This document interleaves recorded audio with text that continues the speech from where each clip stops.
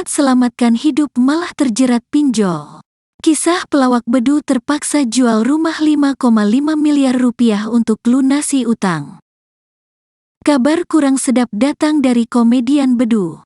Ia tengah mengalami kesulitan ekonomi hingga memutuskan untuk menjual rumah mewahnya seharga 5,5 miliar rupiah.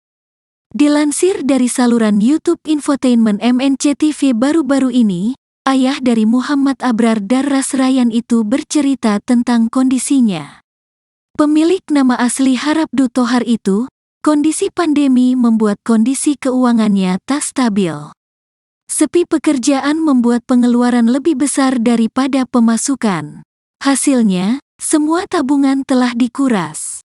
Kini, Bedu tak punya pilihan lain selain menjual aset terbesar yang dimilikinya, yakni rumah.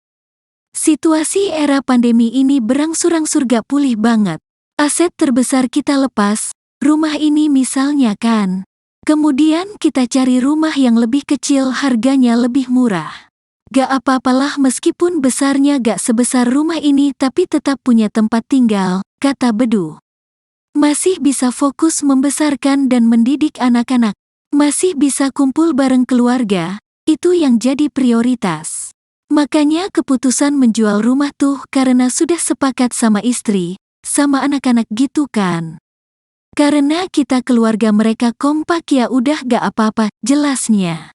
Pria berusia 44 tahun itu mengaku sudah memasarkan rumahnya sejak lama, namun hingga kini masih belum terjual.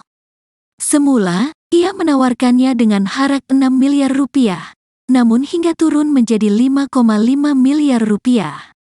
Bedu menyadari bahwa kini tak mudah untuk menjual properti, apalagi dengan harganya yang terbilang tinggi.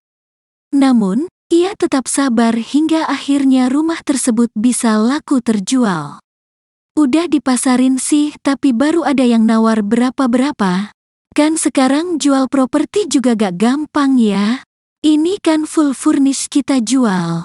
Tadinya 6 M rupiah, sekarang saya kasih harga 5,5 M rupiah nego, ungkap artis kelahiran Brebes, Jawa Tengah, tanggal 8 Juli tahun 1979 itu.